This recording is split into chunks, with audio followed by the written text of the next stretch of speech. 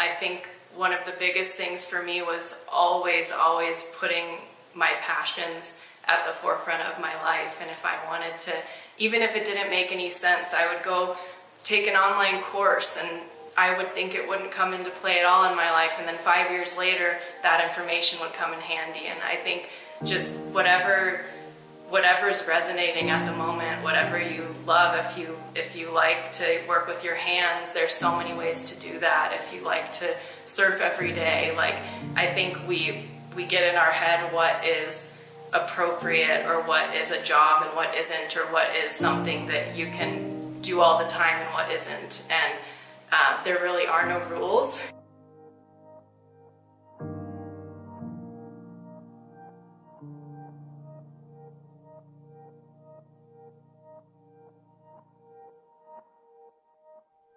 Aloha. My name is Adam Capel, and I'm a collaborator with the Whole of Movement Purpose Lab. My purpose is to explore and understand the nature of consciousness and the origins of consciousness. Today, we're with Melissa Bloom.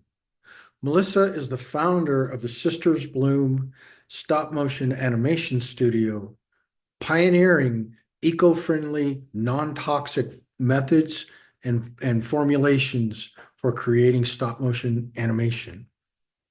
Melissa has an all-American story of hard work and dedication that led her to a dream job that turned out eventually to not be what she thought it would.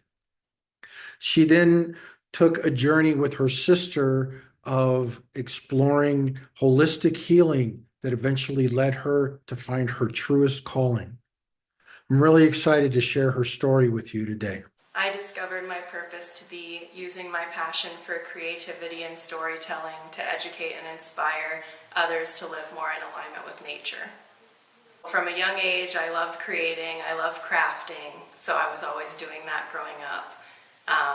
And as I got older and had to figure out what was I going to do with my career, I really started gravitating toward filmmaking. And I watched all the films in theaters, and I started watching old movies on TV, so I started applying for film schools. A friend of mine told me about a program at Northwestern University where you could go this summer before you apply to colleges, and it was called the National High School Institute, and they had all these programs, and film was one of them. And so I went to that and just fell in love. I loved every part of it. And so I applied to film schools and got in, and I ended up going to USC. And the funny part is that when I got there, I actually tried all these different things. I tried a production design class, I tried cinematography, I tried art direction, all these creative aspects, because I was so creative. I knew I wanted to do something with my hands, something more hands-on, and nothing felt like a good fit. And the longer that I went into the year, my freshman year, the longer I was like, oh, like I don't think I found my thing actually. And so what actually made it click was when I found animation. So my first animation class, I fell in love, and I knew that was the path I wanted to take. And so that was kind of the start, at least on the side of my creativity, and knowing that that was something I wanted to bring to the world, and how I wanted to bring what I had to say to the world was through animation. So it was my junior year, before I had to sign up for classes, that I literally ran into a door that had a flyer for a puppet making course. And I didn't know what puppet making was. I knew what stop motion animation was, but I didn't quite know exactly everything it entailed. So it was a graduate level course, and I was an undergrad, but I took it to my advisor and I said, can I take this? And he said yes. So that was my introduction to stop motion animation specifically, and that was when I 100% knew that was the direction I wanted to go. And so I was like one of the only undergrads in that class, and I was the most motivated. I did every assignment. I made my puppet from beginning to end. I just loved it. And that teacher is the one who told me, get internships, learn on the job.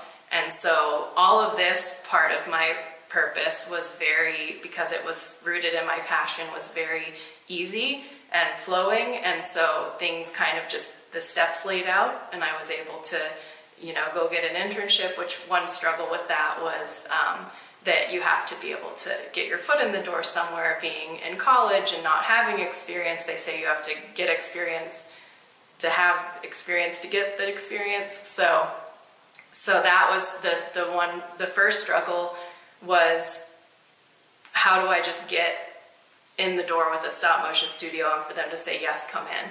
So I applied to 3 or 4 and didn't hear back from some. A few others were like, oh, we already have our entrance for the semester or the summer. And another one was like, oh, you could come in, but we don't need you right now. So I gave up for a second, and I ended up running into that teacher in the grocery store parking lot right before summer started. And she told me to try this one studio I hadn't tried yet. And sure enough, I reached out to them.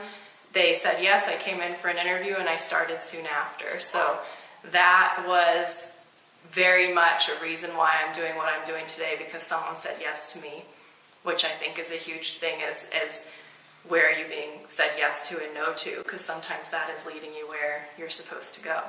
So that was the beginning of a love affair for me with stop motion animation. I learned on the job. I knew that was what I wanted to do. But I also knew there possibly wasn't money in it. And my parents reminded me of that a lot because I also had an internship with a film producer. And of course, producing, you think of money, you think of, working your way up in a studio. So they were kind of swaying me to take that path, but it just didn't feel good. It didn't feel like creative enough. It didn't feel like it was nurturing my soul. It felt kind of like a little bit thankless and a little bit like it just wasn't quite my place. So that was something I volleyed back and forth between through the rest of college and right after I graduated, because I did not get a job right away. Summer came and I went on a vacation with my parents after graduating, and all these people are getting jobs and I wasn't getting a job, and I was just waiting and waiting. And so I ended up getting like 3 or 4 more internships and just hoping that the more experience would get that for me.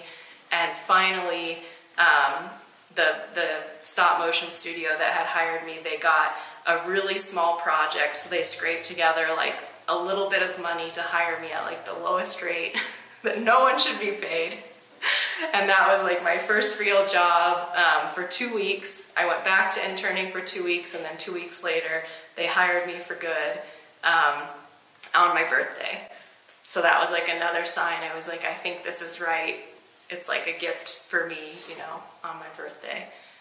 So a lot of this was, it felt like my dream job. That studio ended up getting a very big stop motion show backed by a major network.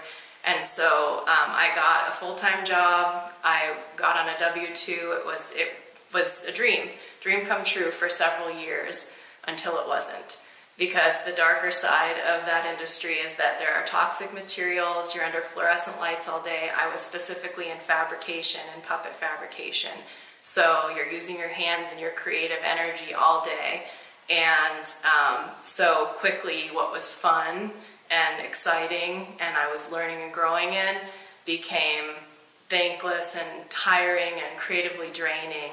And so I had several years of confusion of, why am I not happy doing this anymore? What is missing? And I couldn't answer that for many years. So the second half of me finding my true purpose was actually leaving my dream job. And at the same time, my sister was becoming chronically ill. She had some endocrine issues and she kept seeing doctors and no one had answers. And so I kind of became partly her caretaker, because some days she couldn't get out of bed and she'd get numb extremities, just very, inexplicable symptoms where you don't really know how to help someone. So we ended up moving home to San Diego with my parents for a while. And that was after I left the industry. I did a bunch of different things, yoga training, I had a jewelry line with my sister, writing jobs, just all sorts of different things. And I just started to feel lost and like I had lost my passion and lost my drive and we're at like the right path. And so on the flip side of that, I was learning and growing more as a person. I was getting healthier. We were starting to find solutions for my sister's health. So through her health journey and through getting healthier, I started to recognize the things about the stop motion industry that were the reason ultimately that I left. Long hours, unhealthy lifestyle, toxic materials, and toxic environment around me. And pairing that with the fact, learning more about the earth and toxicity of the earth and just how environmental health affects human health, all of that became very important to me and at the forefront of my life. And I had no idea before. It just wasn't something I thought about in my life at all. So it was like that final piece of the puzzle came together. And then what happened is I finally admitted to myself I still liked stop motion animation and I still wanted to do it. And the conundrum became, how do I do that without going back to the industry that is the reason I left? And so the only answer was to make my own studio. So that's what I did. I started by making the LLC and looking up some alternatives to paints and glues that I could start using in projects. And from there, just year by year, it grew by starting my first project and then, getting the second one and continually researching in between, reconnecting with old coworkers, getting advice from people. And now, I guess this is about 5 or so years later, I have a brick and mortar space in Montana, and I'm starting to get local crew and a lot of people in the industry who are understanding what I'm trying to do and who are wanting to get on board with that. So yeah, it's like everything culminated for me from following the inkling of what I love and figuring out what I care about and putting those together to make my career and what feels like my purpose today. The advice I have for people seeking their purpose is to first think about what you love to do. I think a lot of us, especially through societal conditioning, are put off and kind of told not to think about what we love, and you have to make money, you have to provide, you have to do what you're told for your family, for your friends, for all these various reasons. And I think one of the biggest things for me was always putting my passions at the forefront of my life. And if I wanted to, even if it didn't make any sense, I would go take an online course and I would think it wouldn't come into play at all in my life. And then 5 years later, that information would come in handy. And I think just whatever's resonating at the moment, whatever you love, if you like to work with your hands, there's so many ways to do that. If you like to surf every day, I think we get in our head what is appropriate or what is a job and what isn't, or what is something that you can do all the time and what isn't. And there really are no rules. And I think that's something that people need to hear more often, that you can do what you want, but everybody's going to have to figure out their own way to that. And that starts with really just listening to what you love. The effect living my purpose has had on those around me is really people understanding our connection to the environment and nature, and that we are a part of nature. And so the studio's mission is creating an alignment with nature, essentially. And so from the people working for the studio to even family and friends around me, to clients, people are really getting on board with and excited about the idea of creating an alignment with nature and recognizing that we are a part of nature and not separate from it. So that, I think, actually is kind of something easy to get on board with. And even people who love to go hiking or just spend time at the beach, and it's you forget that, we're part of that too. And so just part of the studio's mission is just reconnecting and enjoying being out there, being in nature, and then also bringing those materials in to use to create. And I think a lot of people have felt permission to reconnect and to create using those materials, and that you would just think, oh, it's a stick, or oh, it's resin from a tree, and we've gotten so far from that. We've gotten so far into these synthetic ways of creating and what needs to be durable and last forever. But Even natural things can last forever. If everyone were living their purpose, I think the world would be a lot happier. I think that people would be more fulfilled, and when people are more fulfilled, they're nicer, they are more secure in themselves. I think a lot of people would learn to tie their purpose to making money, which I think is such a big thing in our world, is people feeling like they're under obligation just to make ends meet and survive, instead of being able to express themselves and create and enjoy their lives. So I think that, purpose can be being the best mother ever, and it could be being the CEO of some crazy company that's making a difference in the world. And I think if people were actually tapped into that they'd be a lot happier. So something that really helped me, not directly in finding my purpose, but just in learning more about myself, were different modalities like astrology and numerology, human design. Sometimes having yourself reflected back to you in a different way can help you see yourself in a different way, or see what you love, or just you know yourself, of course, but sometimes you just need someone else to put it into words, and that can make something click, and it can help you figure out how to better live your life or to better find your purpose.